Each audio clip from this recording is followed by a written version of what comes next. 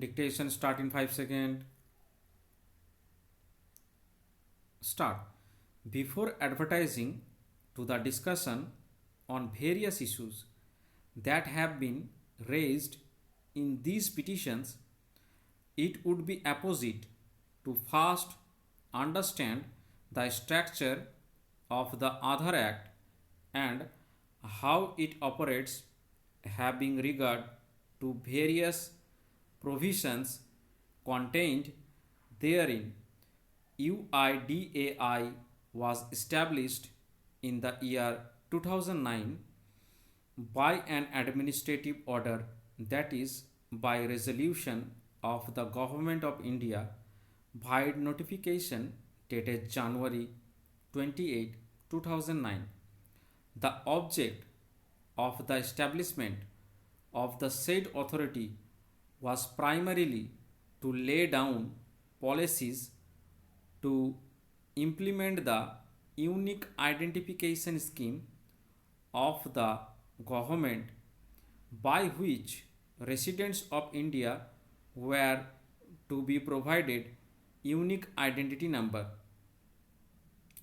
The aim was to serve this as proof of identity which is unique in nature, as each individual will have only one identity with no chance of duplication.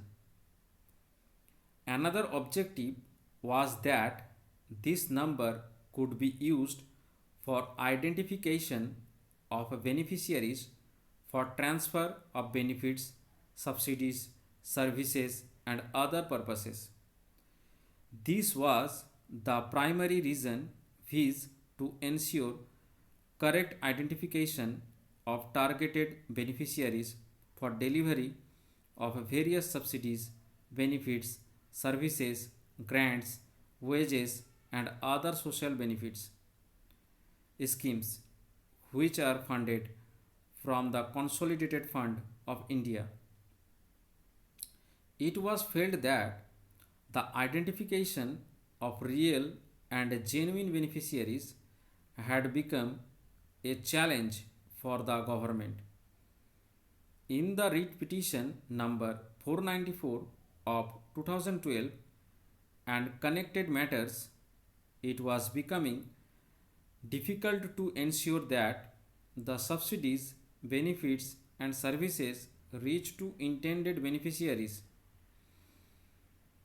As per the government, failure to establish identity was proving to be major hindrance for the successful implementation of the welfare programs, and it was hitting hard the marginalized section of the society, and in particular women, children, senior citizens, persons with disabilities, migrant, unskilled, and organized workers, and nomadic tribes.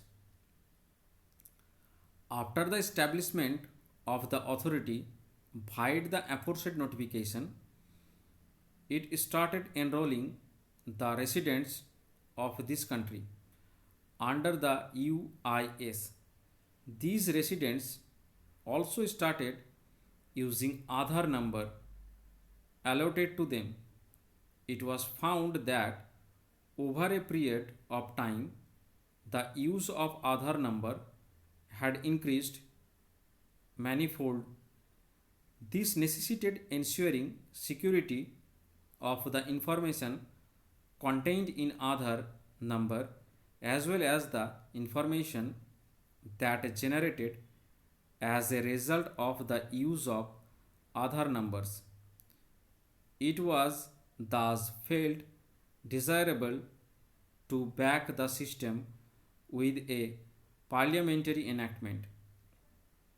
As all these three kinds of welfare measures are sought to be extended to the marginalized section of society, a collective reading thereof would show that the purpose is to expand the coverage of all kinds of aid, support, utility, or assistance which may be extended with the support of the Consolidated Fund of India with the objective of targeted delivery.